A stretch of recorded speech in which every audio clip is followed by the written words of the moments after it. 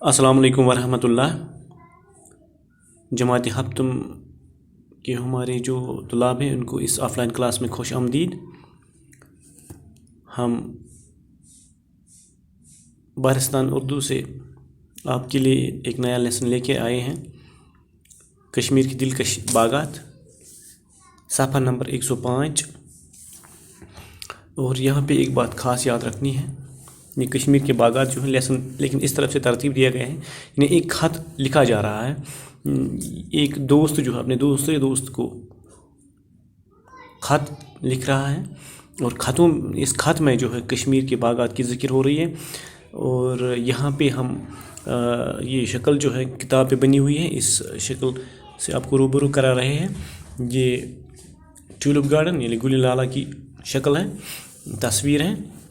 یہاں پہ ایک بات خاص یاد رکھنی ہے، یعنی یہ خط جو ہے یہ قاضی گنڈ سے لکھا جا رہا ہے، یعنی اس لیے یہاں پہ اوپر جو ہے قاضی گنڈ لکھا جاتا ہے۔ یہاں پہ یعنی جہاں سے ہم کسی اپنے دوست کو، رشتہ دار کو، کسی کو بھی خط لکھیں، اس جگہ کا نام سب سے پہلے لکھتے ہیں، یعنی یہ قاضی گنڈ۔ مان لو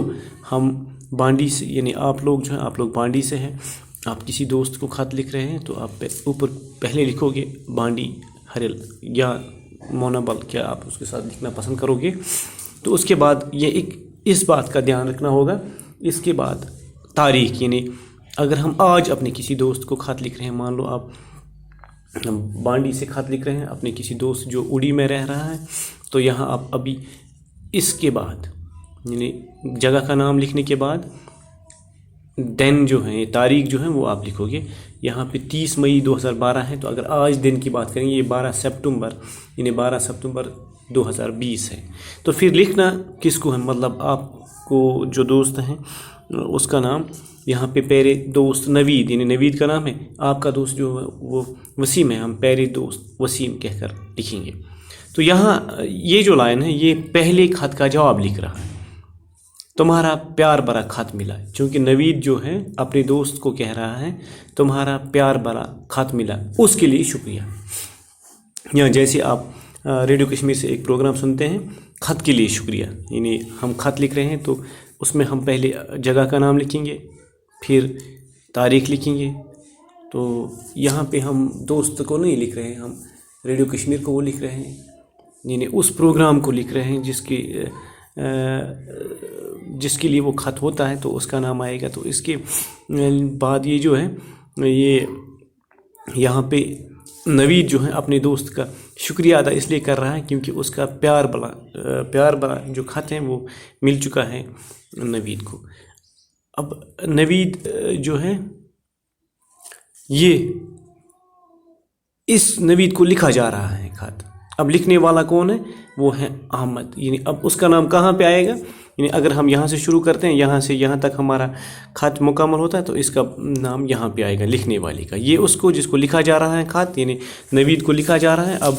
جو لکھ رہا ہے اس کا نام کیا ہے، وہ لیسن کے آخر پہ ہوتا ہے، یعنی خط کے آخر تمہارا دوست یاور حیات، یعنی یاور حیات خط لکھنے والا، اور جس کو خط لکھا جاتا ہے اس وقت، یعنی اس خط میں جس دوست کا نام یہاں پہ ہے یہ وہ ہے جس کے لیے خط لکھا جا رہا ہے، نوید ہے۔ اب ہم سیدھے یہاں پہ آئیں گے تو بات چونکہ پتہ ہی ہے ہمیں کشمیر کی دلکش باغات کیا ہیں، یہ جان کر مسرت ہوئی، یعنی خوشی ہوئی کہ کشمیر کی 2 بڑی جھیلوں یعنی ولور اور ڈل کے بارے میں، یعنی اس سے پہلے والا خط جو تھا یہاں پہ پتہ ہے ہمیں چلتا ہے اس میں جھیلوں کی بات ہوئی تھی، ولور اور ڈل کے بارے میں، اور معلومات اس میں بہت سی تھی، پہلے خط لکھ بھیجی تھے وہ تمہیں پسند آئے، یعنی جو بھی انفارمیشن میں نے تمہیں لکھی تھی وہ آپ کو پسند آئے، تم یہاں آتے تو اگر آپ خود، یعنی یہ جو یاور حیات ہیں اپنے دوست نوید کو بتا رہا ہے، اگر آپ خود یہاں پہ آتے اپنی آنکھوں سے دیکھتے تو آپ کو ان 2 مشہور جھیلوں کا نظارہ خود کرنے کا موقع ملتا۔ اس بار تم نے، یعنی اب آپ نے پوچھا مجھے کہ آپ کشمیر کے باغات کے بارے میں لکھو، تو یہاں میں کہوں گا ان باغوں کی خوبصورتی بیان سے باہر ہے، یعنی ان باغوں کی خوبصورتی، یہ محاورہ ہے بیان سے باہر ہونا، یعنی اتنی خوبصورتی ہے ان میں، یہ میں بیان نہیں کر سکوں گا، یعنی میری بس کی بات نہیں ہے، میں وہ الفاظ کہاں سے لاؤں، یعنی میرے پاس وہ الفاظ ہی نہیں ہیں کہ کشمیر کے حسین و جمیل باغات کی تصویر کھینچ سکوں. یعنی میں ان باغوں کی یعنی میں کشمیر کی حسن کی تصویر نہیں کھینچ سکتا ہوں. میں طرح طرح کے رنگوں کے رنگ پھولوں کے رنگ بتا سکتا ہوں. ہاں میں ایسا کر سکتا ہوں یہاں پہ رنگ برنگے پھول ہیں ان کے میں رنگ بتا سکتا ہوں, لیکن ان کی خوشبو تو میں کیسے سنگاؤں, یعنی ان کی وہ بو یعنی خوشبو تم تک کیسے پہنچاؤں. یہاں کے سبزے جو ہیں ان پہ کیا مطلب ان کا میں بس ذکر کر سکتا ہوں, لیکن ان کے مخملی فرش پہ ننگے پیر چلنے کی فرحت بخش کیفیت کیسے محسوس کراؤں. لیکن یہاں کے سبزوں پہ پھر ننگے پیر یعنی جیسے مخمل پہ آپ چل رہے ہوں تو ان پہ چلنے کے بعد جو کیفیت محسوس ہوتی ہے فرحت بخش, وہ آپ تک کیسے پہنچاؤں. چناروں کی گھنی چھاؤں کی تصویر کھینچ سکتا ہوں, یہاں کی چناروں کی تصویر کھینچ سکتا ہوں, لیکن اس کی تازگی اس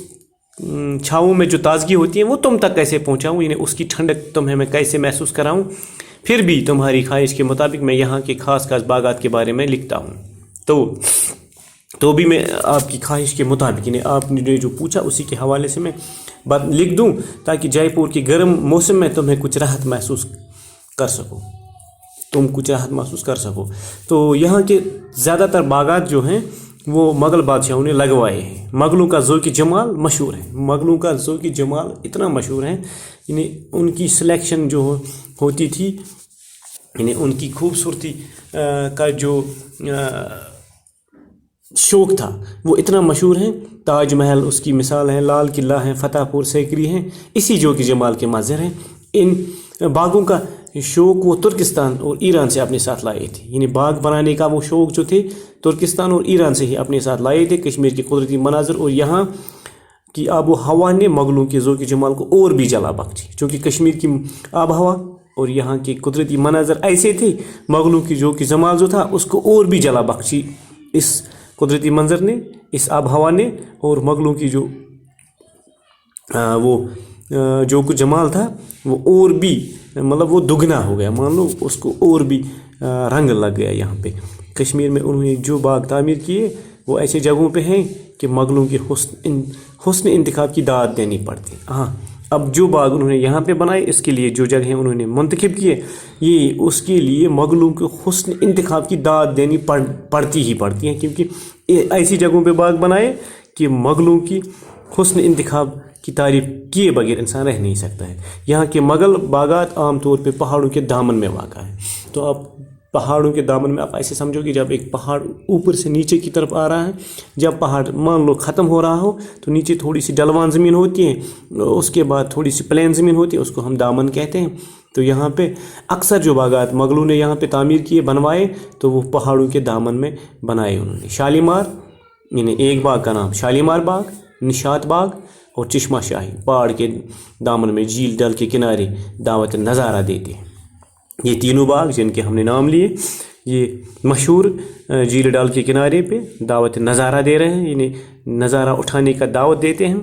ان باغوں سے جھیل ڈال کی